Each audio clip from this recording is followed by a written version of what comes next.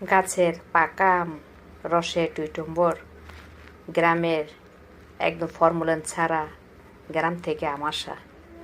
আজকে সে একটা রেসিপি নিয়ে আমি আপনাদের মাঝে হাজির হলাম। আসসালামু আলাইকুম, আশা করি আপনারা সবাই ভালো আছেন।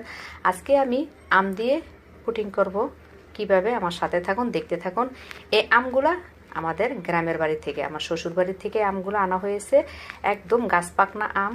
এখন আমি আমগুলা দেখেন হাতের সাহায্যে ছিলে এইভাবে চেপে বিচিটা ফেলে দিতে হবে।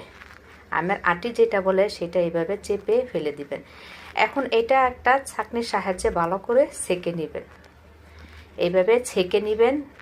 দেখুন কিভাবে আমি ছেঁকে নিচ্ছি।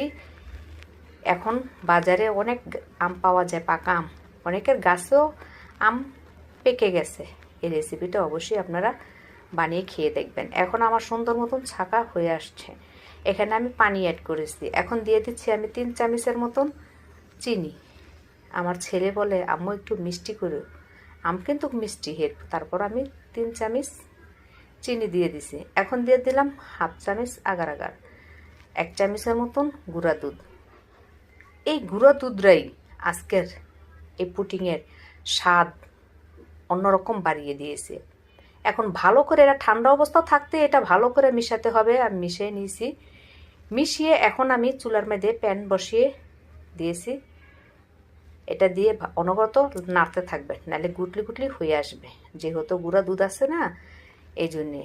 এখন ভালো করে এটা নাড়তে নাড়তে 2-3টা যখন বলক আসবে তখন এটা নামিয়ে নেবেন। আমার এটা হয়ে আসছে, কালারটা সেই আসছে না, কত সুন্দর কালার দেখা যাচ্ছে। গাছ পাকনা আমের কালার এরকমই আসে। এখন আমি একটা পাত্রের মধ্যে এটা ঢেলে দিয়ে দিছি। ঢেলে ফ্যানে আমি এটা ঠান্ডা করে নেব। 10 থেকে 15 মিনিট সময় লাগবে এটা ঠান্ডা হতে। আমার 10-15 মিনিট হয়ে আসছে। আমি আবার 5 মিনিট 10 মিনিটের জন্য ফ্রিজে এটা রেখে দিয়েছি। রেখে ঠান্ডা করে দেখেন কত শক্ত, কত সুন্দর হয়ে আসছে। ঠান্ডা করে এটা এইভাবে খেয়ে দেখবেন, খুব মজা। এখন চাকুর সাহায্যে সুন্দর মতন এটা কেটে আমি এখন পরিবেশন করব। দেখতে সেই, খেতেও খুব মজা, খুব দুর্দান্ত, খুবই স্বাদ। এবং এটার খাওয়ার সময় কি মনে হয়েছিল যে পায়েস পায়েস। আম যে দুধ দিয়ে যখন আম মেখে আমরা খাই না, ঠিক এরকম একটা গন্ধ এবং পায়েস পায়েস গন্ধ আসছে। দেখুন কত সুন্দর। আমি এখন চাকুর সাহায্যে এটা কেটে নিচ্ছি।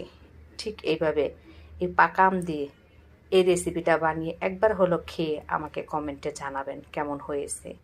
আমি যে জিনিসটা মজা হয় আমি আগে খেয়ে তারপর আপনাদের জন্য নিয়ে আসি। আমার রেসিপিটা ভালো লাগলে শেয়ার, কমেন্ট, ফলো দিবেন। আমার ইউটিউব চ্যানেলে সাবস্ক্রাইব করে দিবেন।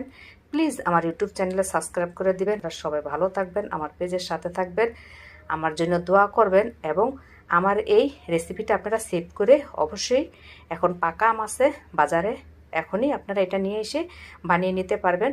সবাই ভালো থাকবেন। আসসালামু আলাইকুম।